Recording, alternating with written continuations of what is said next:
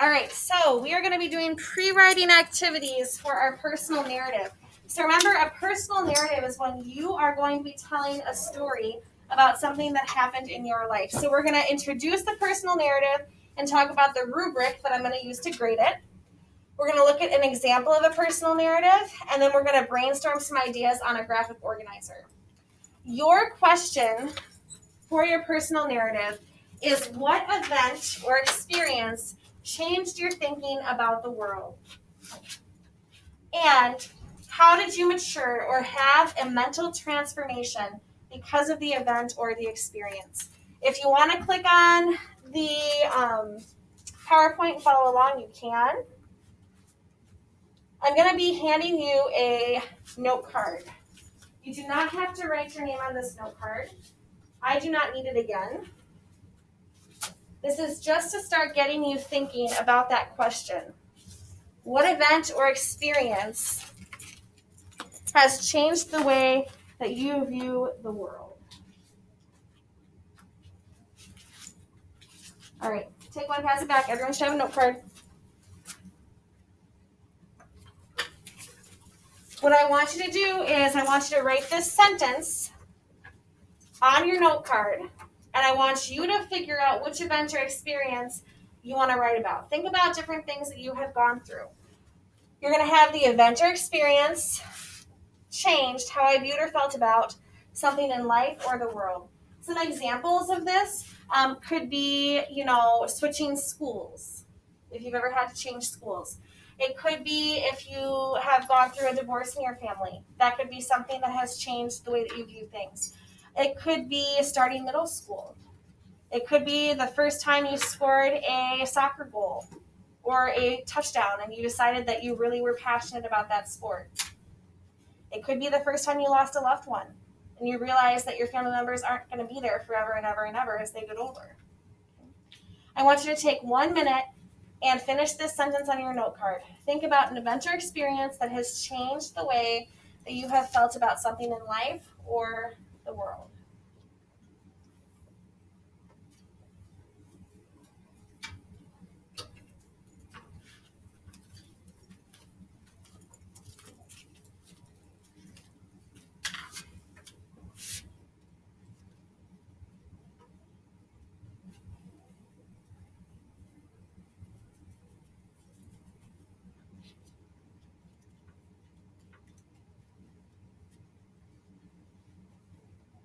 This is just a reminder to have your masks up over your nose.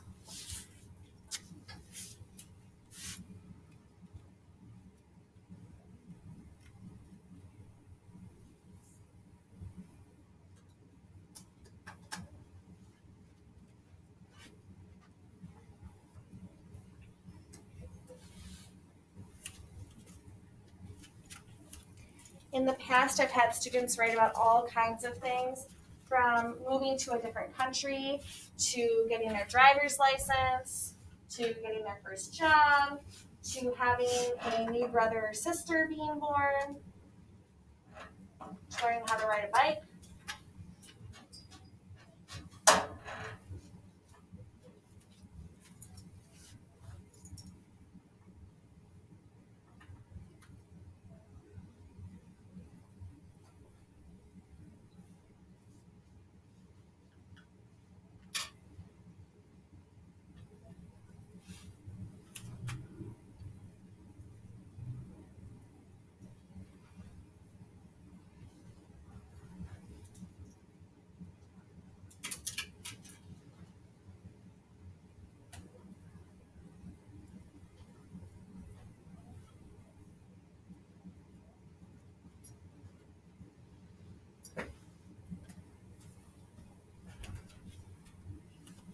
If I was going to write about this, I probably would go to a point in my life where I was a little older than you.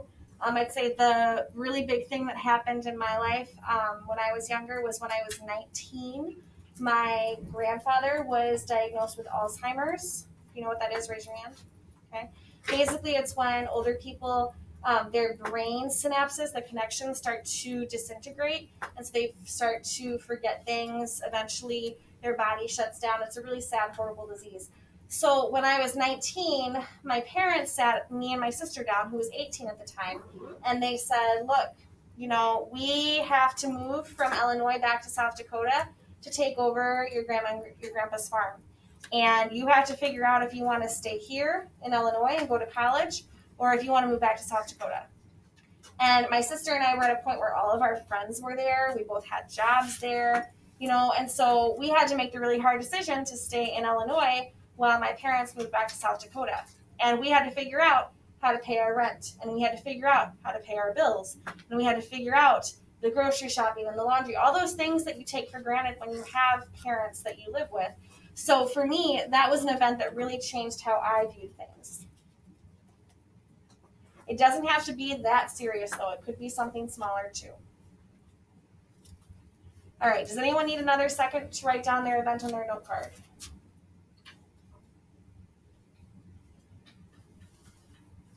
All right, I want you to go back to Schoology,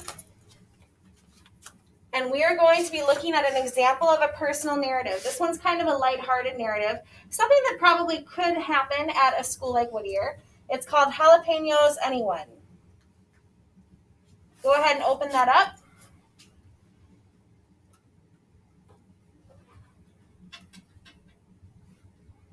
And I'm going to read this out loud to you. And as I am reading it to you, I want you to think about how this is a personal narrative. It's not as serious as something that could be life-changing, like some of the things we've talked about, but I think it does a pretty good job of telling us an entertaining story. And after we've read this, we are going to be looking at the rubric. Jalapenos Anyone. Where's that? It's if you go to Schoology, and you're looking at Thursday's agenda. It's the second one down. It says, examples of personal narratives, Jalapenos Anyone. And you should be able to click on that and open the document. All right, I'm going to walk around while I read this. Jalapenos Anyone. It was an ingenious idea. It was my idea. During lunch one day, we loaded up 2 trays with as many jalapenos as they would hold. Then the fun began. Let me tell you how it all started. Tom and I were in the cafeteria eating. It was 4th period in May. I grunted with a mouthful of ham. I got an idea. Tom was so busy eating his hot dog with everything on it that he didn't hear me. Tom, I yelled, sending bits of ham onto the tray. What? Huh? He replied, looking up from his hot dog momentarily. Tom is my best friend, and he looks exactly like me.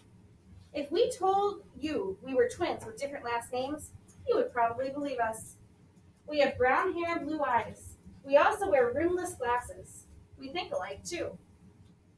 So let's hear this great idea of yours, Tom stated, brushing ham from his fries. Well, seeing as you like your jalapenos, I paused for a moment and pointed at his hot dog, which was covered in them. Maybe you would like to have an eating contest with someone. He didn't hesitate. We decided that Anaheim, who's Mexican and in our heads used to hot stuff, should be another contestant. She thought it was a good idea, too. After they each had a tray full of jalapenos in front of them, I started the countdown. On your mark, get set, go! Anaheim put 2 in her mouth, then spat them out and ran to the drinking fountain, forfeiting the contest. The rules stated that once you took a drink or ate anything else, you were out of the running. Meanwhile, Tom was stuffing peppers 37 and 38 in his mouth.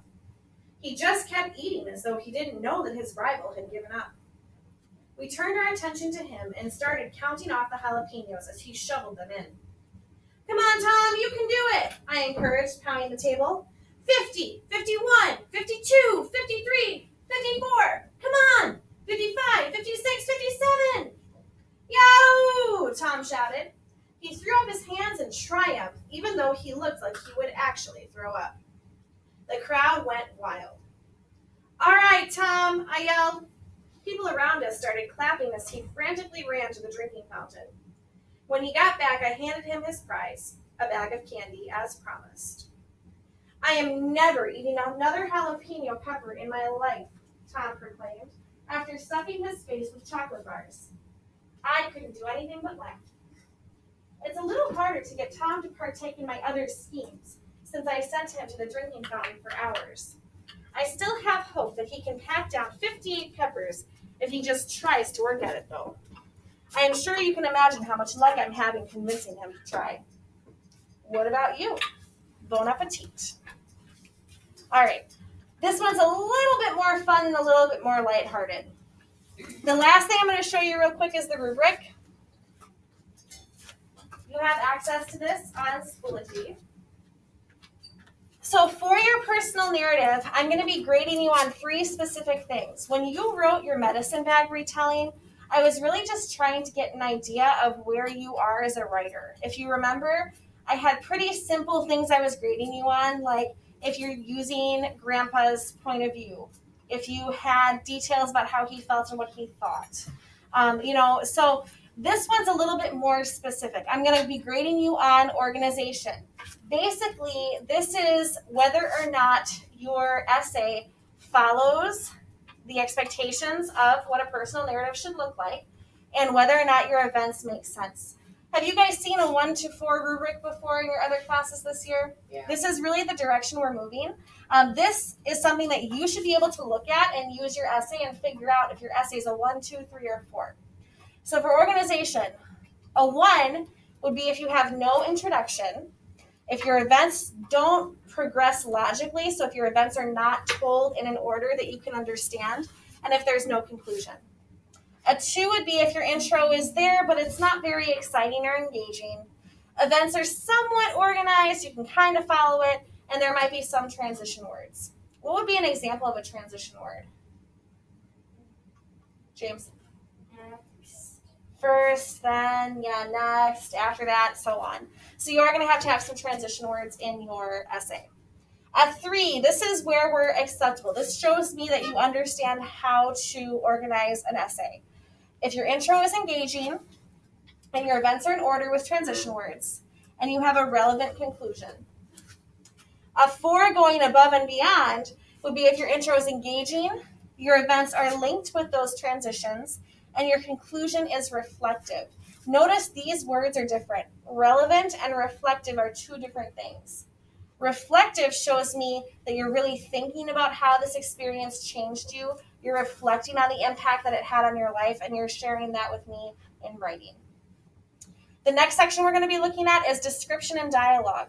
So dialogue is when you have 2 people talking to each other. Did we see that in Jalapenos, anyone? Yeah. How do you know if something's dialogue? Quotation marks. Quotation marks, okay? So you are going to have some dialogue in your personal narrative. If there's no dialogue and if you don't describe anything that's happening using descriptive language, you're going to get a 1. If you have some dialogue and some descriptive language, you will get a 2. A 3 would be 3 pieces of dialogue. That means I should see 3 different pieces of dialogue in quotation marks in your essay. And then you would use precise words and sensory details. Sensory details are the things that really make you feel like you're there. For example, if I say, I walked in the door after school and I smelled that my mom had made brownies. Okay? That tells you what's happening, but is it as descriptive as I burst through the front door after school and immediately the smell of chocolatey, rich brownies came wafting through the kitchen? Which one's a little more descriptive? Second one, right? Okay. So we want to be using descriptive language that appeals to our 5 senses: taste, smell, touch, hearing, and seeing. We want to make sure that people feel like they were there with us. A 4 would be if you have several pieces of dialogue, that's more than 3, and you use that dialogue to develop the characters, to show the character's personality, and also using that vivid descriptive language. Conventions is the next part. Conventions are things like grammar, mechanics, all that good stuff. If you have several usage and mechanical errors, this is like if you don't use periods, if you don't capitalize the first word of a sentence, If you don't capitalize the word I, that would probably be a 1. If you demonstrate some accuracy, you sometimes do it, but you still have quite a few mistakes, you're probably looking at a 2. A 3 demonstrates accuracy and usage and mechanics. This would be if you have, minor errors, like a handful, maybe 5 mistakes, you would still get a 3. 4 would be consistently accurate usage and mechanics. So if throughout the course of your personal essay, you use correct grammar and mechanics. You are going to be looking at this later to figure out what your essay is before you turn it in, okay? But it is on Schoology if you need to look back and figure out what you have to do to get a 1, 2, 3, or 4. All right. To get you ready for tomorrow, and to help you so you're not just trying to figure this out all on your own, you are going to be getting a graphic organizer. You are going to need a pen or a pencil for this.